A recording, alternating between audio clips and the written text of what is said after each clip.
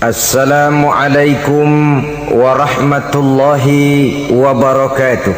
Waalaikumsalam warahmatullahi wabarakatuh.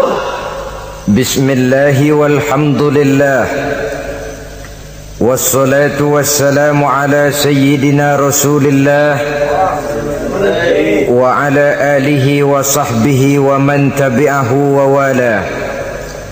Amma ba'du, subhanaka la ilma lana illa ma 'allamtana innaka antal alimul hakim.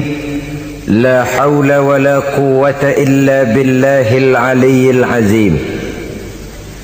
Saudara-saudara kaum muslimin rahimakumullah,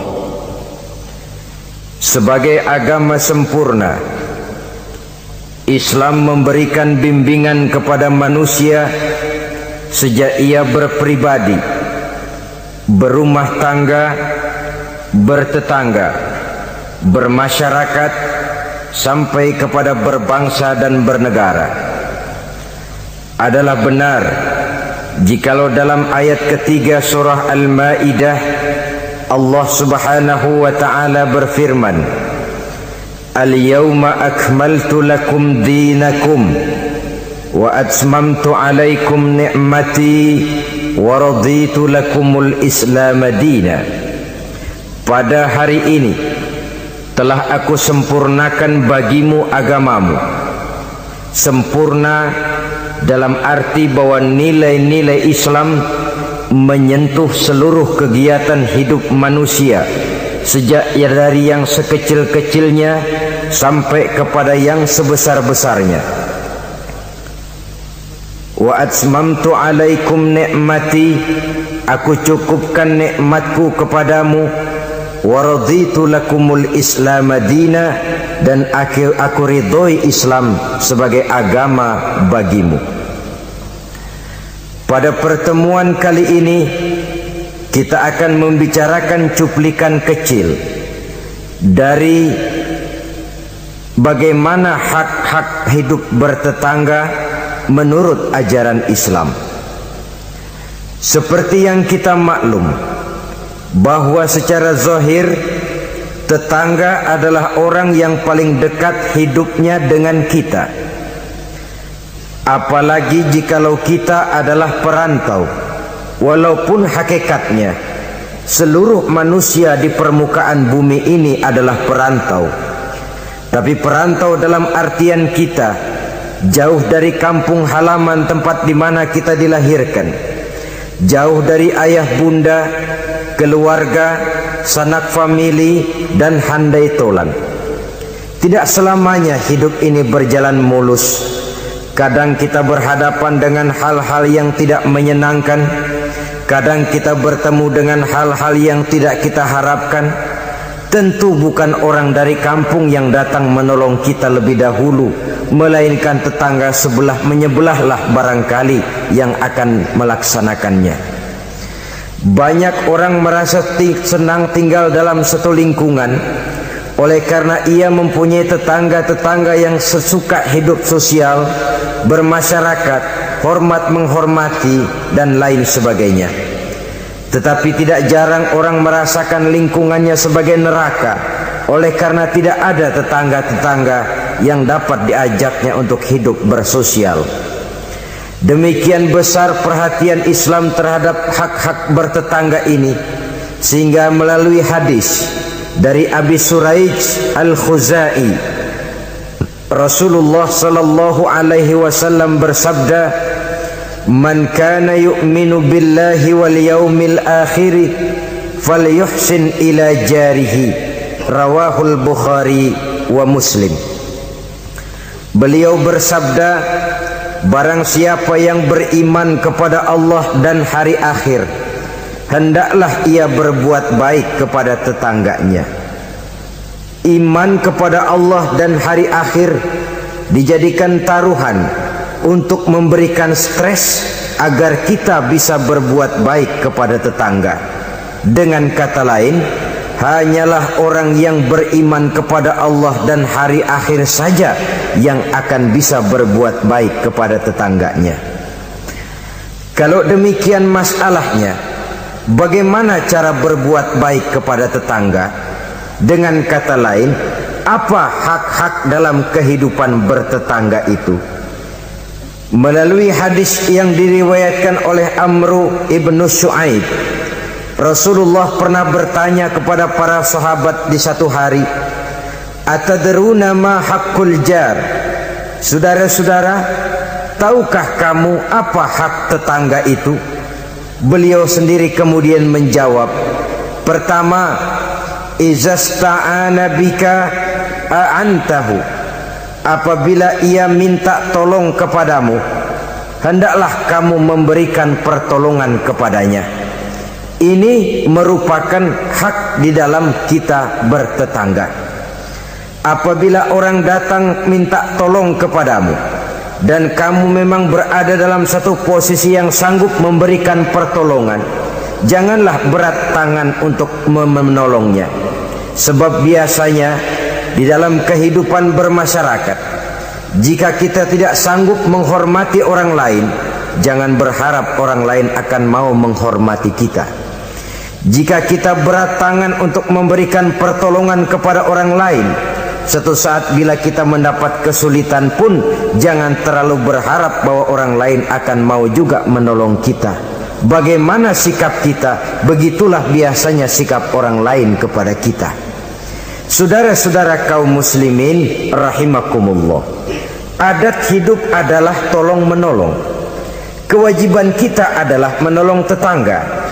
Tetapi sebagai tetangga pun, apabila kita minta tolong kepada orang lain, hendaknya dalam batas-batas ukuran yang memang orang lain itu mampu menolongnya.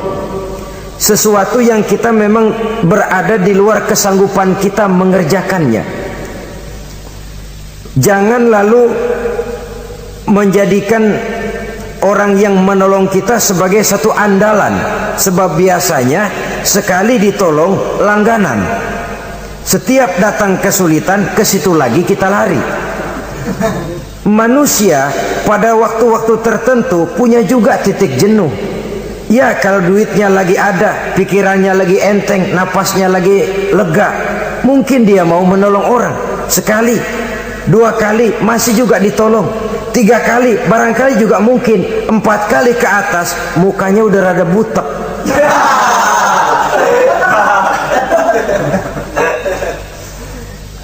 Saudara-saudara, oleh karenanya, walaupun adat hidup adalah memang tolong menolong, tolong menolong itu artinya kan take and give, saling memberi, saling menerima. Ada saatnya kita memberi, ada saatnya juga kita menerima. Tapi yang diajarkan oleh agama memang yadul ulia khairun min yadis sufla, seperti kata Nabi. Tangan di atas lebih baik daripada tangan di bawah. Artinya yang menolong posisinya lebih baik daripada orang yang meminta pertolongan. Tapi biasanya kita umumnya lebih demen minta tolong daripada nolongin. Bahkan sesuatu yang kita mampu pun, kalau masih ada yang mau nolongin, masih kita andelin tuh orang. Ya lu aja dah, lu aja. Padahal kita bisa. Akhirnya terdidik kita untuk manja, kehilangan kepercayaan kepada kemampuan diri sendiri. Saudara-saudara, jadi walaupun adat hidup adalah tolong menolong, tetapi jangan lalu mengandalkan sehingga kita tidak mau mengeluarkan kemampuan yang maksimal untuk melakukan usaha terhadap sesuatu yang memang kita masih mampu untuk mengusahakannya. Ini yang pertama. Yang kedua, kata Nabi, wa izastan soroka nasortahu. Apabila ia meminta bantuan kepadamu, maka bantulah. Ada perbedaan antara ista'ana dengan istansoro. Ista'ana biasanya pertolongan dalam bentuk moral. Istansoro pertolongan, bantuan dalam bentuk material. Menolong dengan membantu. Membantu kelihatannya lebih real, lebih nyata. Menolong bisa secara moral.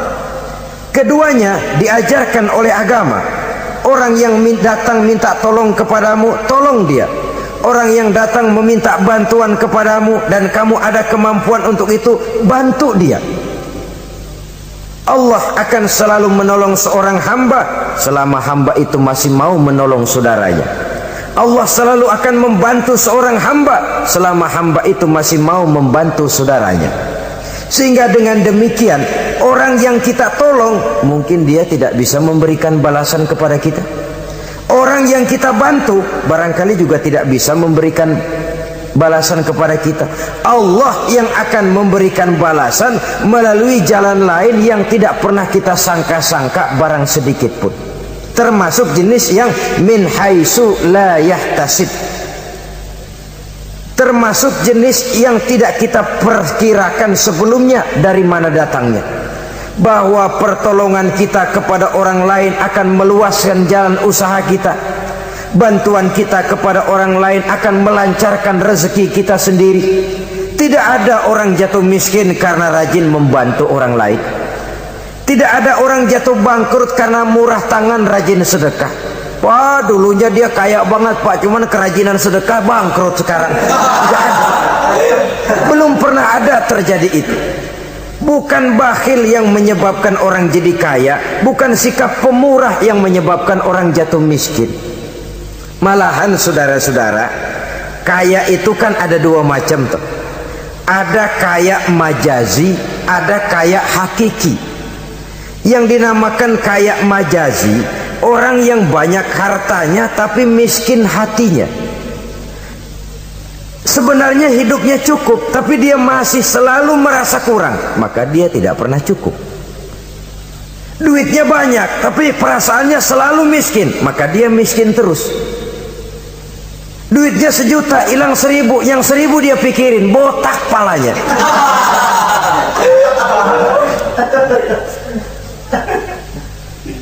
Harta dia cukup, hati dia miskin. Itu yang disebut kaya majazi.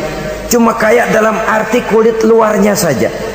Bahkan kadang-kadang dia sendiri tidak bisa menikmati kekayaannya. Jangankan orang lain, dirinya sendiri tidak bisa menikmati kekayaannya. Konon lagi akan memberikan bantuan kepada orang lain. Duitnya banyak, nah saban sehari makan sama pala gesek mulu.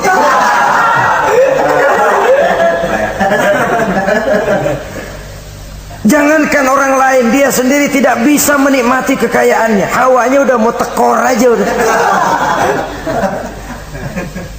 Saudara-saudara, lah yang dinamakan kaya hakiki, orang yang kaya hatinya. Ini sumber kekayaan. Kalau dalam suasana keadaan hidup yang sekarang ini kita sudah merasa kaya, alhamdulillah, inilah yang diberikan Allah kepada kita. Miskin saya? Enggak, di bawah saya masih banyak orang yang lebih miskin lagi. Susah saya? Tidak, di bawah saya masih banyak orang yang lebih susah dari saya. Tidak punya duit saya, oh orang lain yang lebih tidak punya duit lagi dari saya masih lebih banyak. Orang yang kaya hakiki. Dari sini kekayaan berangkat, dari sini kekayaan dimulai. Oleh karena itu biarin duit kita banyak asal hati kita kaya, nggak apa-apa. Daripada duit nggak punya, hati melarat, dah susah kemana-mana deh. Kesono sumpok kemari sempit. Saudara-saudara, jadi oleh karenanya bantuan kita kepada orang lain akan melancarkan rezeki kita. Pertolongan kita kepada orang lain akan memudahkan usaha kita. Yakinlah itu. Karena Allah tentu tidak buta. Allah tentu maha adil. Allah tentu maha bijaksana. Tidak ada ruginya orang yang menolong orang lain. Walaupun kadang-kadang kan air susu dibalas air tuba. Kadang-kadang ada istilah, gua nolongin anjing kejepit. Susah ditolongin, begitu senang nginjek. Kadang-kadang tahu begitu. Itu perasaan manusiawi kita sebenarnya. Perasaan manusiawi kita. Tapi sesungguhnya walaupun kebaikan kita dibalasnya dengan kejahatan, Allah kan tidak buta. Allah kan adil. Akan datang kebaikan-kebaikan dari arah lain meliputi kehidupan kita. Karena itu jangan pernah menyesal untuk berbuat baik. Jangan pernah menyesal untuk berbuat baik. Saudara-saudara kaum muslimin rahimakumullah. Jadi yang kedua, apabila dia meminta bantuan kepadamu, bantu. Andai kata belum bisa, ya dengan kata-kata. Kata-kata itu juga sudah meringankan kesulitan orang. Kadang-kadang sudah membantu enggak, ngomong enggak enak lagi. Ini namanya orang udah jatuh kita tibanin ember.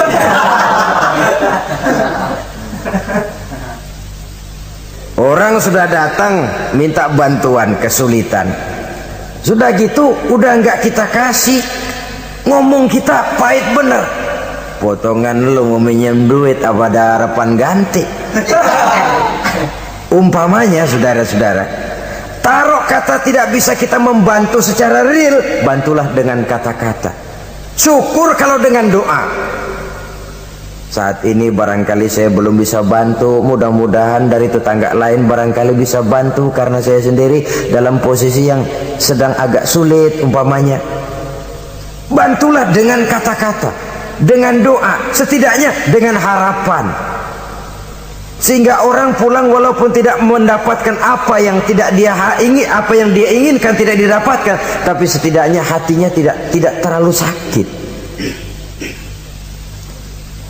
Dua, yang ketiga, wa inistaqradoka aqradtahu, apabila dia meminjam kepadamu, pinjami dia. Apabila dia meminjam sesuatu kepadamu, pinjami dia. Meminjam, istilah hidup kan ada, memang kita tutup lubang gali lubang. Gak selamanya orang selalu ada. Makin kaya ya makin besar urusannya, makin banyak duitnya ya makin banyak pengeluarannya. Bisa jadi loh orang yang punya duit 10.000 lebih tenang daripada yang punya duit 100.000. Kenapa? Dia punya duit 100.000 lah urusannya 200.000. Tapi dia punya duit 10.000 lah jajannya cuma bakso anteng. Bisa jadi orang yang punya duit 10.000 lebih tenang daripada yang 100.000 itu tadi. Kenapa? Yang 100.000 besar uangnya, besar lagi urusan. Yang 10.000 kecil memang jumlahnya, tapi kecil juga barangkali urusannya. Itu barangkali juga satu pola daripada keadilan Allah. Oleh karenanya saudara-saudara, hidup itu tutup lubang gali lubang. Enggak selamanya kita ada, enggak selamanya juga kita enggak ada. Pada saat kita enggak ada, ya kepada tetangga. Pada saat kita ada, tetangga kesulitan, boya kita datang memberikan pertolongan, meminjam. Cuma kalau kita jadi tetangga pun harus jelas, minjem ya minjem, minta ya minta. Ini jangan minta ya minta, minjem ya minta. Enggak jelas batasnya, enggak jelas batasnya, saruh jadinya. Sebab istilah minjem ini kan utang. Utang itu adalah kewajiban kita untuk membayarnya.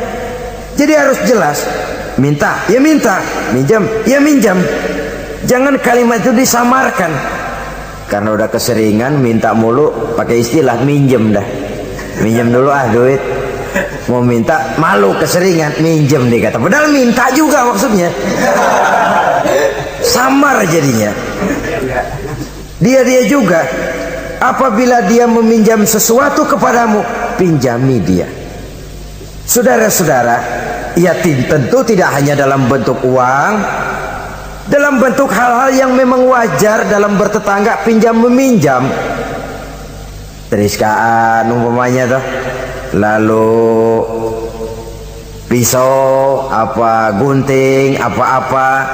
Tapi tentu terbatas kepada, jangan yang milik-milik pribadi pinjam meminjam istri umpamanya. Itu tentu malah mal'un, terlaknat dalam agama, itu tidak ada. Umpamanya ini gue lagi halangannya, gue pakai dulu lah punya.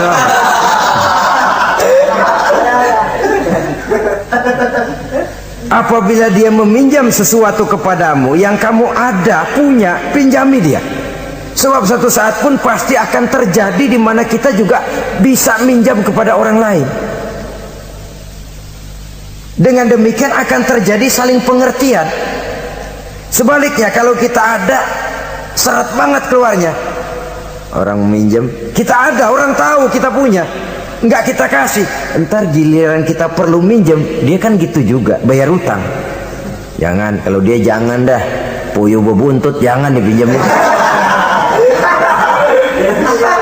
Nah, dia begitu juga sama kita, kan begitu hidup itu. Dia begitu juga katanya sama kita. Orang yang berhati sutra itu jarang. Orang yang berhati emas itu jarang. Yang bisa membalas air tuba dengan air susu itu jarang. Yang bisa berbuat baik dengan orang yang jahat itu kan langka. Kita kan sistemnya masih draw. Udah begitu ya, gue begitu. Seri kita maunya. Dan memang agama mengajarkan wa jazaa'u sayyi'atin sayyi'atun misluha, tapi faman afa wa aslaha fa ajruhu 'ala Allah. Balasan terhadap suatu kejahatan, kejahatan yang seimbang.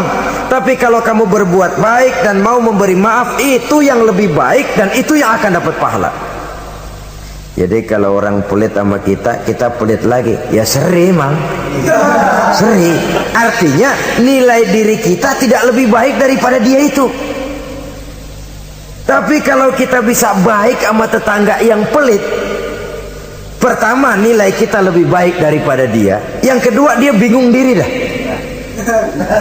Dia bingung diri. Nih orang gue pelit banget sama dia, gue baik banget sama gue. Dia bingung diri, saudara-saudara. Kalau emang nggak bingung malu, badak.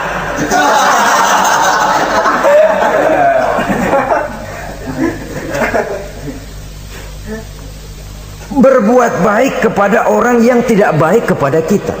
Bersilaturahmi dengan orang yang marah sama kita. Wah, itu ajaran terpuji sekali. Memberi orang yang mencegah kita. Bersilaturahmi dengan orang yang memutuskan hubungan dengan kita. Kita sih tahu dia marah banget sama kita, cuman kita pura-pura nggak tahu aja, kita anggap dia nggak marah sama kita. Ketemu tetap assalamualaikum, mau kemana? Perkara dia mau nyaut apa enggak itu bukan soal, tapi kita sudah menunjukkan nilai bahwa kita lebih baik dari dia. Aku nanya kok sama kau, aku lebih baik dari kau, tapi itu jangan lalu timbul. Jangan lalu timbul perasaan tuh kan, gua kan, tuh ya. Jangan.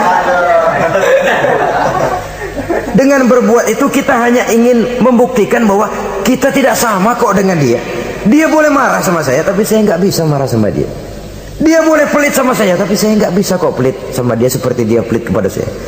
Dia boleh memutuskan silaturahmi dengan saya, tapi saya nggak bisa kok begitu. Dengan begitu kita sudah menunjukkan satu posisi bahwa kita lebih baik daripada dia. Tapi kan langka yang begitu, umumnya yang enak kan draw, tos-tosan. Saudara-saudara kaum muslimin, jadi izastakrodoka akrotahu, apabila ia meminjam sesuatu kepadamu dan kamu ada kemampuan, ada yang akan kamu pinjami, pinjamkan dia. Apalagi kalau kita merasa bahwa yang meminjam ini dalam satu posisi yang memang dia rasanya sulit untuk mengganti. Lebih baik sudah diniatkan sedekah saja, diikhlasan. Sudahlah bu, nggak usah pinjam, saya bantu saja. Daripada nanti jadi beban lagi, sudah saya ikhlaskan, saya bantu. Itu yang lebih istimewa. Tapi saya katakan tadi, kalau tidak ada kesadaran bahwa rezeki adalah amanah Allah, bahwa harta adalah titipan Allah, apa sih yang kita punya? Seperti kita lahir ke dunia, begitulah kita akan masuk ke liang kubur. Cuma kelebihannya kain putih saja. Selebihnya tidak ada lagi. Sebagaimana kita lahir ke alam dunia ini, begitulah kita akan meninggalkan alam dunia ini. Jadi yang kita jaga kukuh-kukuh, yang kita bentengi, yang kita bakhil karenanya, sedikit pun tidak akan pernah kita bawa. Kecuali kalau dia, saya katakan tadi, kita infakkan di jalan yang diridhoi Allah, termasuk menolong orang. Ada juga lagi nih, minjemin tapi nyakitin, rentenir namanya. Pakai perjanjian, minjem 10 pulang 15, itu sama juga nyekek leher. Karena itu rentenir sangat dicela dalam ajaran agama. Mencari orang-orang susah, menolong, tapi di belakang menolong menjerat. sehingga utangnya itu lalu beranak. Giliran nggak mampu aja, tanah orang digetet. Mungkin nggak mampu, rumahnya ditarik, habis dah. Saudara-saudara kaum muslimin, akhirnya yang melarat semakin bertambah kemelaratannya. Itu yang keempat. Maksud saya yang ketiga. Yang keempat, saudara-saudara, wa iniftaqara utta alaihi. Apabila dia miskin, maksud miskin di sini kesusahan. Utta alaihi, tengokin orang yang kesusahan. Saudara-saudara, ini bahkan yang dicontohkan lebih diutamakan oleh Nabi. Kalau orang susah yang sakit, lebih diutamakan untuk ditengokin. Kenapa? Udah jelas langka yang nengokin, langka yang nolongin. Mau berobat susah, ke dokter juga sulit. Tapi kalau orang kaya sakit, dokter dia bisa telepon, apotek dia bisa telepon, nggak ada duit dia bisa bayar pakai kredit card. Orang miskin sakit, boro-boro manggil dokter. Kadang-kadang mantri juga nggak mampu dia panggil. Sehingga dengan demikian apabila ia mendapat kesulitan, tengokin. Jangan berat langkah untuk menengoki orang yang memang mendapat kesulitan itu. Sebab kalau tidak, maka nanti pada suatu saat bila kita yang mendapat kesulitan, orang akan berat juga kakinya untuk nengoki kita. Kita biasanya kalau orang kayaan aja dikit dapat kesulitan, udah kayak besan yang nengokin dah. Yang mau setor muka, yang mau jilat macam-macam. Tapi kalau yang digubuk reot yang melarat itu mendapat kesulitan, yang lewat cuman melengos dong. Siano sakit ya? Iya, kesianan. Udah kesianan doang, terus lewat. Terus lewat. Saudara-saudara kaum muslimin rahimakumullah. Yang kelima, wa iza marido uttahu. Apabila dia sakit, datanglah kamu, tengokin, hibur hatinya. Kalau perlu bantu, berikan obat, setidaknya dengan ucapan dan doa yang bisa meringankan sakitnya itu. Sebab ini kalau orang sakit ditengokin, itu kesannya itu mendalam sekali. Bukankah itu Quraisy yang ngeludahi Nabi masuk Islam oleh karena pada waktu sakit dia, Nabi yang nengokin. Tiap Nabi lewat ke masjid diludahin. Begitu itu orang sakit, Nabi pertama yang nengokin. Apa yang terkesan? Ya Muhammad, bukan main akhlakmu. Tiap hari kamu lewat saya ludahin. Sekarang begitu saya sakit, seorang pun belum datang nengokin saya, kamu lebih dulu nengokin. Akhlakmu Muhammad. Mulai hari ini saksikan, asyhadu an la ilaha illallah wa asyhadu annaka ya Muhammad Rasulullah. Masuk Islam. Kalau kita sakit ditengokin orang, rasanya udah jadi obat tuh tengokan. Dan akan kita kenang, kita ingat, iya dulu waktu saya sakit dia datang. Dalam kondisi dimana kita prihatin, pertolongan orang biasanya, kebaikan orang sangat tidak mudah kita lupakan. Dan ini akan berakibat kita merasa berhutang budi. Dan kata orang, hutang emas bisa dibayar, hutang budi dibawa mati. Saudara-saudara kaum muslimin, jadi oleh karenanya apabila dia sakit, tengoki, jenguki. Kalau perlu, berikan bantuan sesuai dengan kemampuan yang ada pada diri kita. Yang keenam, saudara, yang merupakan hak bertetangga, wa iza mata tabi'ta janazatahu. Apabila ia meninggal dunia, iringi jenazahnya sampai ke liang kuburnya.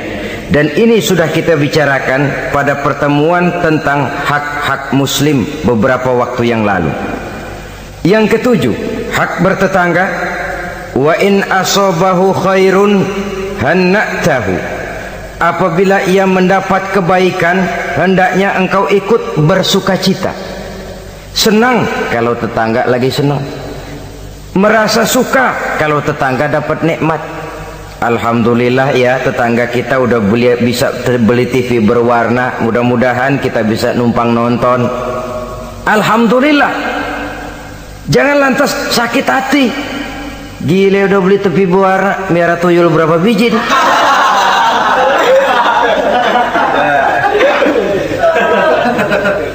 Sebab umumnya kan begitu. Kalau kita ada, orang selidikin dukunnya. Kalau kita kebelangsak, orang surakin. Islam mengajarkan, in asobahu khairun hanna'tahu. Kalau tetanggamu mendapat kebaikan, hendaknya engkau ikut bertahniah, ikut bersukacita, ikut gembira. Syukur, alhamdulillah dia mampu, syukur dia bisa, syukur dia mampu. Dan itu memang berat. Kalau ini tidak ada, tidak kita miliki dalam diri, yang timbulkan hasud. Nah, hasud ini kata Nabi memakan amal seperti kayu api memakan kayu bakar. Hasud menyantap amal seseorang seperti api memakan kayu bakar. Kita sangka sembahyang kita udah cakep bener, tapi punya sifat hasud, maka nilai sholat kita itu bisa dimakan oleh sifat hasud tadi. Kita sangka puasa kita udah cakep banget, tapi hati berbulu hasud. Kalau orang Betawi bilang berak, nggak ada demen-demennya sama orang. Ada orang dapat nikmat timbul hasudnya. Hasud itu akan menggeragoti amal seseorang, kata Nabi, seperti api memakan kayu bakar. Api kalau makan kayu bakar kan cepat sekali, kretek habis. Begitu cepatnya hasud memakan amal seseorang. Jadi kita yang sudah rajin sholat, kita yang sudah tekun puasa, kita yang sudah rajin baca Quran, tahajud di waktu malam, jangan dulu lalai, jangan dulu sombong. Siapa tahu hati ini masih bersarang penyakit hasud, tidak senang melihat orang lain dapat nikmat, sempit hati kita melihat orang lain bahagia. Saudara-saudara kaum muslimin rahimakumullah, alangkah mulianya ajaran Islam. Tetanggamu dapat kebaikan, kau ikutlah bersukacita, kau ikutlah gembira, kau ikutlah bahagia. Kenapa? Kita umat Islam, jangankan bertetangga kepada sesama muslim, kepada yang non muslim saja hak bertetangga itu ada, apalagi kepada yang sesama muslim. Satu badan, apabila yang satu sakit, yang lain akan ikut merasakan sakit. Sering dicontohkan, badan kita, saudara jalan tengah malam, asik jalan, jempol kesandung akar nangka, beletak. Kontan begitu ibu jari tersandung, darah keluar, mulut bilang aduh, pala ikut pusing, mata nangis. Nggak usah pakai nunggu undangan. Nggak ada ibu jari tersandung, mulut bilang sama mata, nangis lu, mata sakit nih.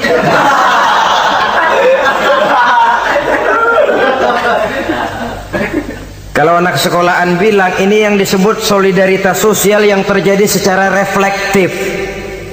Begitu tetangga senang, kita ikut senang.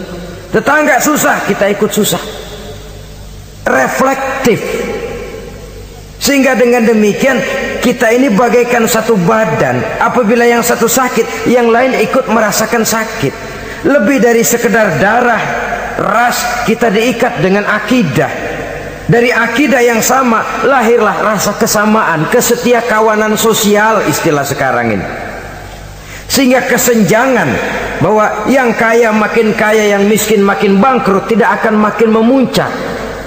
Ya memang bahwa penduduk dunia selalu ada yang miskin, ada yang kaya, itu nature, sunnatullah, emang dari sononya udah begitu. Kalau semua orang kaya, ya tidak ada yang miskin.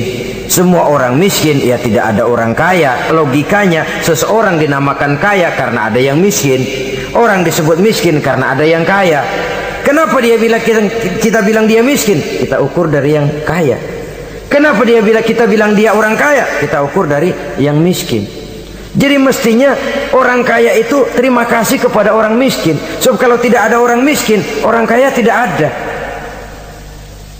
Saudara hadirin yang saya hormati, jadi dengan demikian etik dalam kehidupan bertetangga menurut ajaran Islam, apabila tetanggamu mendapat nikmat, kau ikut bersyukur. Kan langka yang begini nih. Yang ada yang enak banget emang kita katain. Kita katain, atau paling tidak kata-kata yang enggak enak. Lihatin aja dia mau kemana, lihatin gitu. Segitu enggak senengnya lihat orang lain dapat nikmat. Yang kedelapan, lawanannya, wa in asobathu musibatun azzaitahu. Apabila ia mendapat kesulitan, azzaitahu, kamu hendaknya ikut bertakziah, ikut berduka cita. Dia mendapat kesulitan, kita ikut berduka cita. Kesulitan yang paling ringan sekalipun, radionya hilang, televisinya hilang, istrinya umpamanya hilang, umpamanya.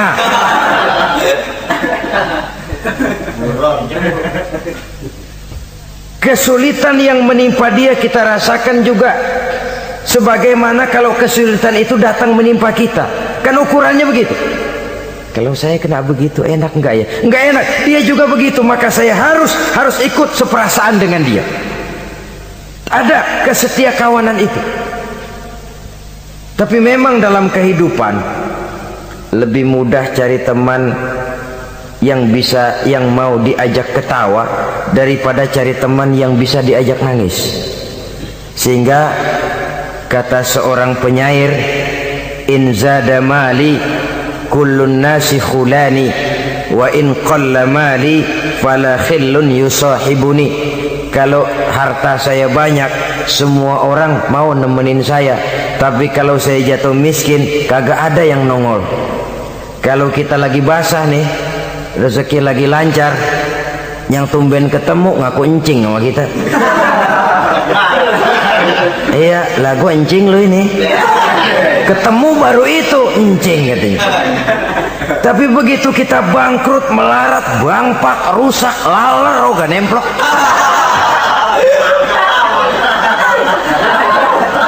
Laler sekarang tahu juga orang susah rupanya.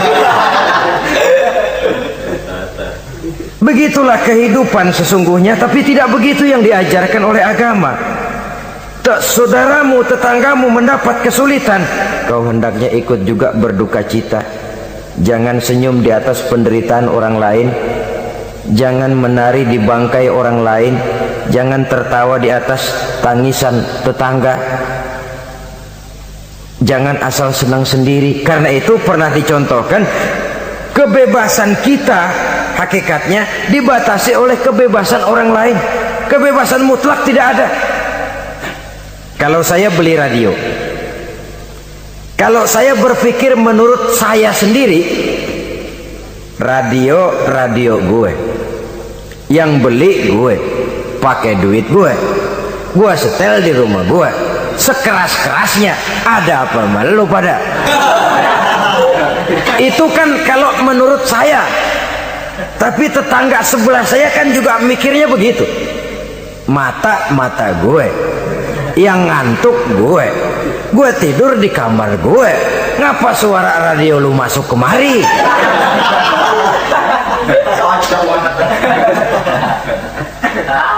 Jadi pada saat itu kalau demikian, kebebasan saya nyetel radio dibatasi oleh kebebasan tetangga saya yang mau tidur. Ini yang disebut hurriyatul mar'i mahdudatun bi hurriyati ghairihi. Kebebasan seseorang dibatasi oleh kebebasan orang lainnya.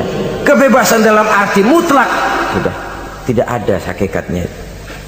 Betapapun saya senang wayang golek, senang bukan main. Tapi kalau sudah jam 3, tetangga saya sebelah mau tidur dengan aman tanpa perlu harus diganggu. Kalau begitu cukuplah saya dengar saja, karena saya senang, tetangga saya belum tentu senang juga dengan wayang golek. Jangan cuma memperturutkan kesenangan, oh pokoknya emang saya hobi banget wayang golek, masa bodoh jam 3 kayak setel habis dah, masih ayah nama gening udah.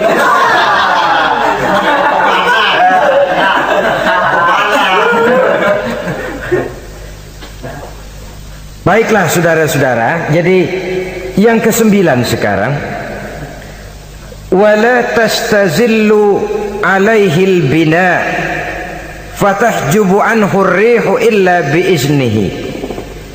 Jangan meninggikan, jangan melebihkan bangunan sehingga menutup jalan angin kecuali dengan izinnya. Nah, ini yang sering terjadi. Kadang-kadang lah, tanah gua emang apa gua bangun diri di atas tanah gua. Kadang-kadang pas-pasan bangun tembok di tembok orang. Kadang-kadang tembok orang aja pakai dapur. Ya kalau dengan izin sih nggak jadi soal. Boya dikasih jarak begitu.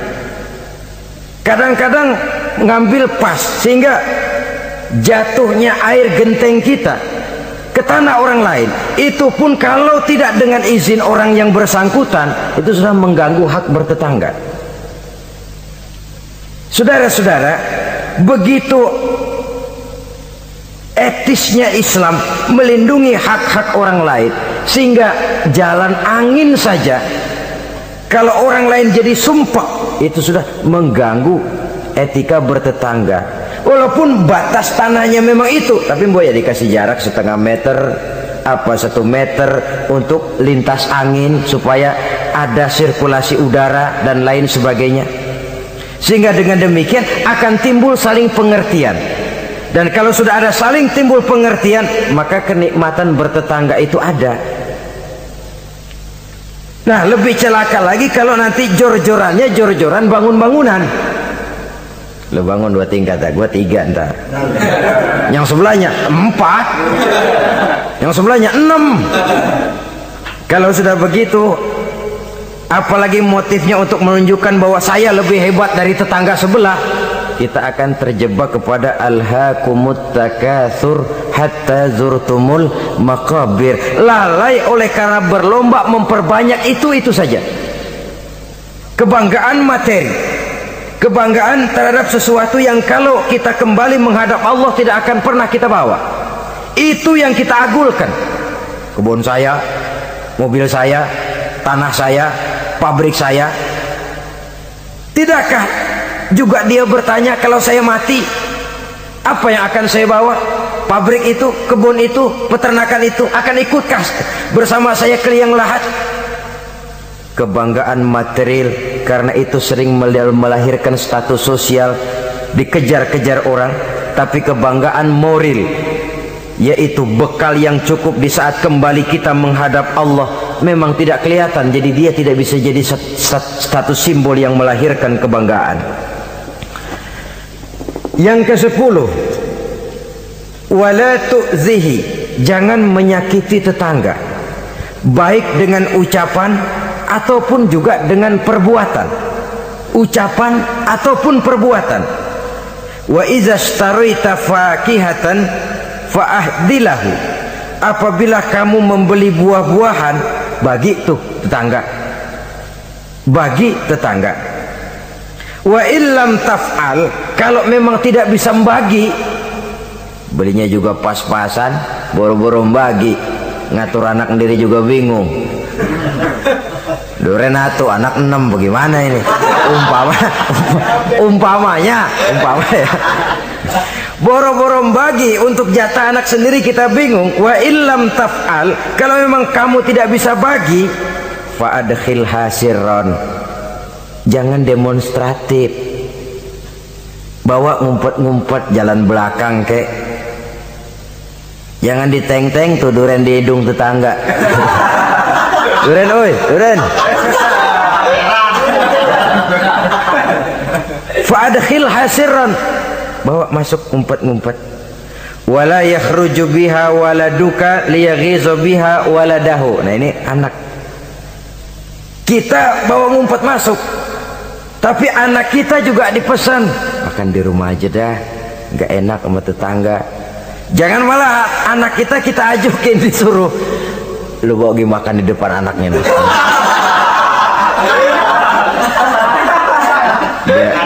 biar dia celam-celam gitu. Karena itu tentu akan menyakiti perasaannya. Apalagi kalau dia lihat, ya tetangga kita sih mungkin nggak minta, tapi etisnya kan begitu, etisnya. Loh, kok kayak hidup sendirian sih, bawa rambutan sekarung, sebelah kayak kebagian dikit, enggak, apa dimakan semua sekarung kan? Orang berpikir begitu. Dia mungkin nggak, jangankan minta, berharap pun enggak, tapi etisnya bertetangga itu. Kalau kau membeli buah-buahan, bagi tetanggamu, hadiahkan tetanggamu. Andai kata tidak bisa dilakukan itu, jangan demonstratif. Saudara-saudara, bukankah ini pada hakikatnya menjaga perasaan? Karena bertetangga itu peka sekali. Apalagi bagi kita yang tinggal di perkampungan dengan perumahan yang rapat, atau di komplek-komplek di mana persaingan kelihatannya dalam satu level itu begitu menyolok. Kadang-kadang status suaminya, pegawainya sama, golongannya sama, tapi sebelah punya kulkas, sebelah enggak, murug. Sebelah TV-nya berwarna, sebelah hitam putih, meriang. Sebelah beli motor, sebelah enggak, bengek. Sering terjadi hal semacam itu, menimbulkan psikosomatik. Itu sering diceritakan, dibakar oleh perasaannya sendiri. Tinggal lagi di komplek di mana kelangsungan kehidupan kelihatan betul sehari-hari. Sering terjadi, tangganya sebelah beli motor, yang sebelah meriang. Besokannya beli kulkas, dia bikin gawat, masuk rumah sakit. Di rumah sakit dengar tetangganya beli mobil, mati.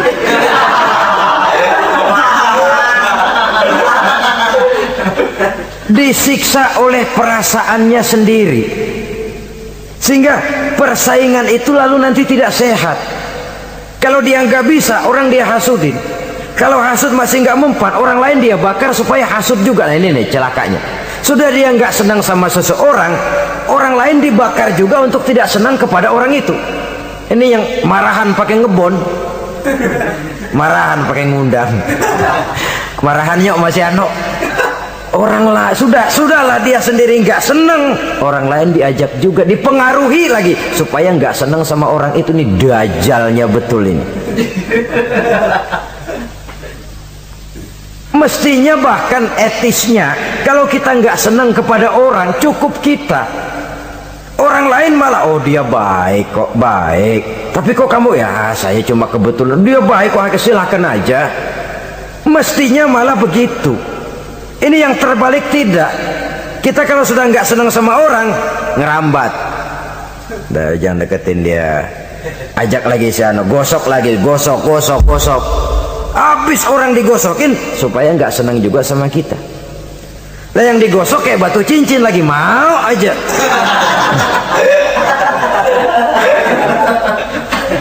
Batu cincin apa tikus budak tuh, nggak ngerti apa-apa, nggak ngerti urusan junturungan, hayo aja.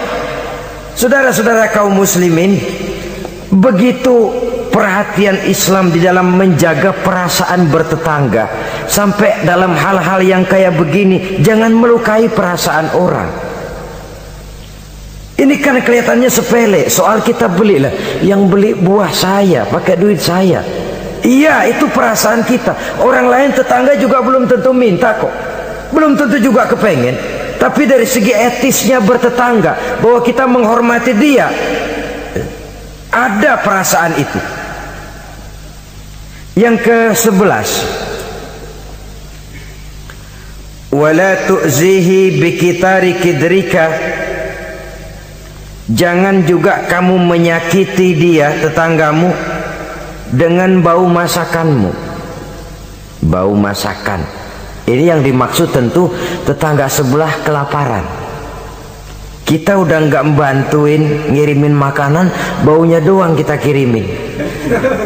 Tinggal dia celam-celam, beleweran, telir.